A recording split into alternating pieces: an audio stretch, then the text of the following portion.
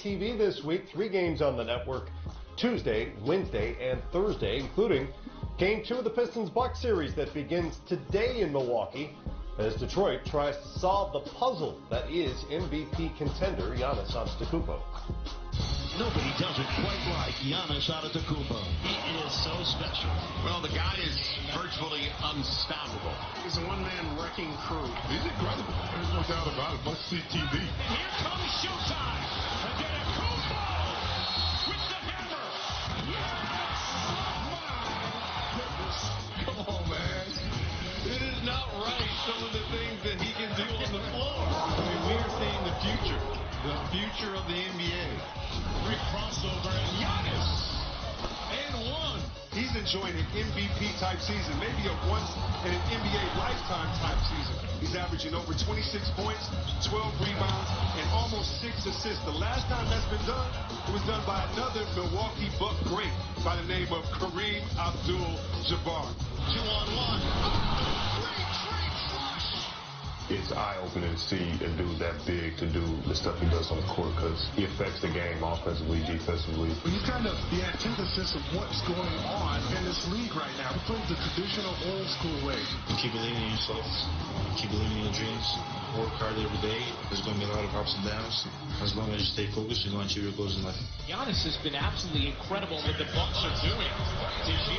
They're the best record in the NBA. No one had Milwaukee being the #1 team in basketball this year. Nobody. He certainly has brought back Milwaukee Bucks basketball. The versatility that he displays, the way he fills up the box every night, and he could be not only the defensive MVP, but the overall MVP of the league. When it comes to the MVP discussion this year, he is at the top of a lot of people's lists. Make sure everyone around the country sees his MVP candidate play ball. Giannis Antetokounmpo has to be a strong consideration for most valuable player. He's having his best year, and he's doing it for the team with the league's best record. He's playing all facets of the game at a very high level. He's putting in a lot of hard work, and he's determined to lead this team, and he's doing one heck of a job. Giannis finishes ferociously. Touch the foul. My thought process and all that is just to get better. That's never going to change. I don't care if we're playing in the finals or me being MVP. It's never going to change. It's always about getting better, and it works so far, so I know it's going to work. Giannis Antetokounmpo, the 4th player in league history to lead a 60-win team in scoring, rebounding, and assists. The other 3, by the way, you've probably heard of. Will Chamberlain, Larry Bird, LeBron James. I heard of those guys. Good players. Pretty good. Yeah. Pretty good. As the playoffs got set to go, Giannis spoke with Jamie Maggio. Is there added pressure because you come in as a 1 seed? You guys kind of have the target on your back after having the best record? No, I don't think there is pressure. Nobody expected us to be the #1 team in the NBA or to be #1 in the East. I think we're just having fun, playing well, and at the end of the day, no pressure is there. How do you explain the fact that your numbers have gone up? You're playing less minutes and your numbers have gone up. I love playing basketball. I love playing a lot of minutes. I love just being out there. It was a struggling fight with Coach Bad at first because he told me, I think right before the first game, he said you played 36, 37 minutes last year. I'm taking that now. And at first I was like, no, coach, I'd rather play 37 minutes. But at the end of the day, I got to see the bigger picture, which is to win the championship. Looking at this matchup with the Pistons, scouting reports, how do you think the 2 teams match up against each other? Obviously, they're going to try to score a lot of points in the paint. I think me and Brooke have done a great job protecting the paint and protecting our house, which is the paint.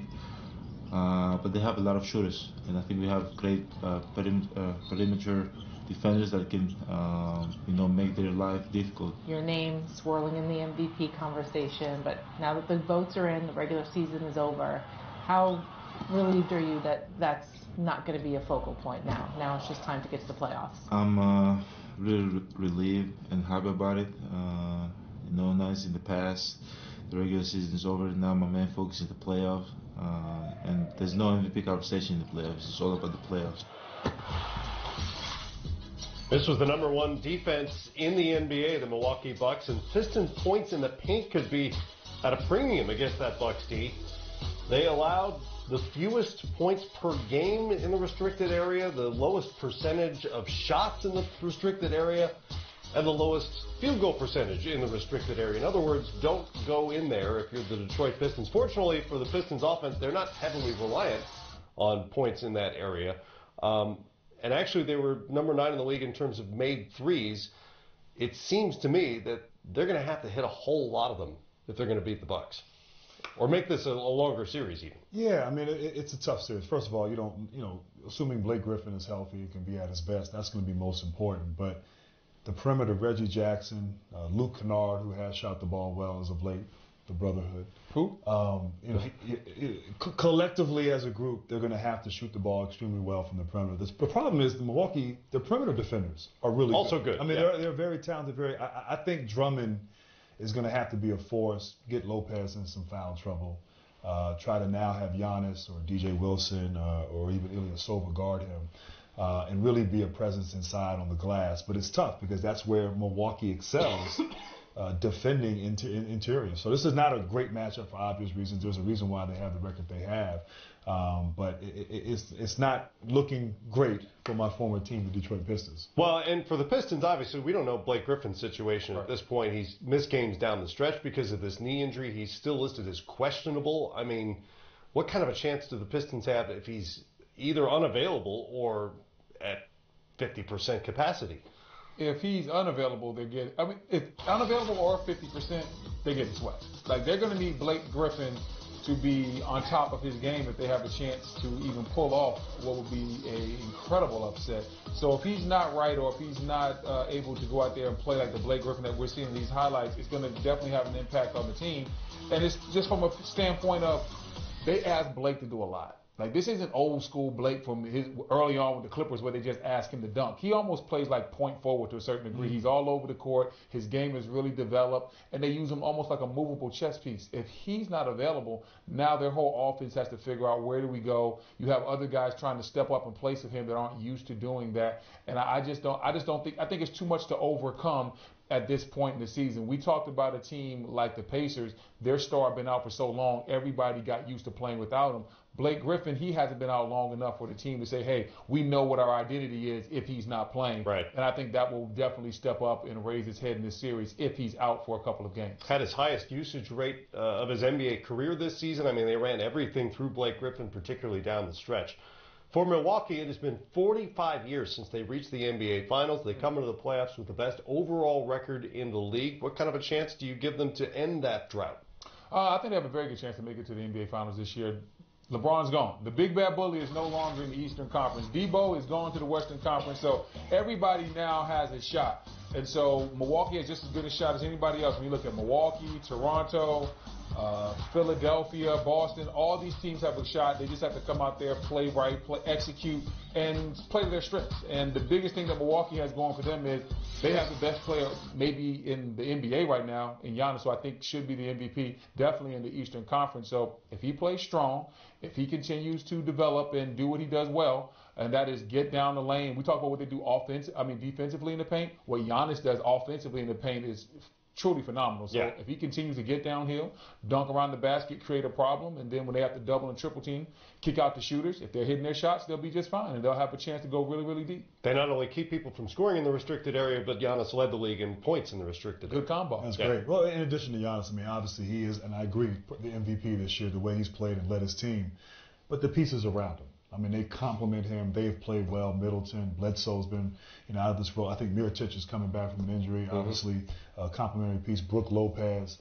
So they have surrounded the floor with those shooters who are shooting and playing at a great level this year. But Budenholzer has adjusted the offense, obviously centered around Giannis. Kept the floor space so he can go and dominate in the paint like he has done all season. So the guys around him, I think Middleton, Bledsoe, those guys are capable of having big moments. And then having a guy like a Lopez who's shooting at, whether he's hitting or not, just the fact that he's on the floor, his presence, forces that opening and spacing there, which is so essential to their success. So they get it done on both ends of the floor. They understand who they are. They understand their roles. They understand that Giannis is the guy that carries them. And they're playing as well as a team as any team, really. Just, that collective sort of spirit in that locker room is something that's fun to watch and why they've been so dominant all season. Lopez's transformation may personify what the Bucks have done this season as well as anybody. Not only in terms of hitting threes, he's been doing that for a few seasons, but his defense is demonstrably better than it's been the rest of his career, including a career high in terms of blocks per game. By the way, the Pistons took note of all the Game 1 upsets yesterday with, teams like Orlando winning on the road. They like this whole road team win game 1. Shots fired. Locker room material. I like that. The social media people. It didn't go unnoticed. It didn't go unnoticed. Twitter beef. Yeah. They'll do the real thing later on today in Milwaukee. Pacers getting ready to go. Game 1 in Boston will go live. They're next.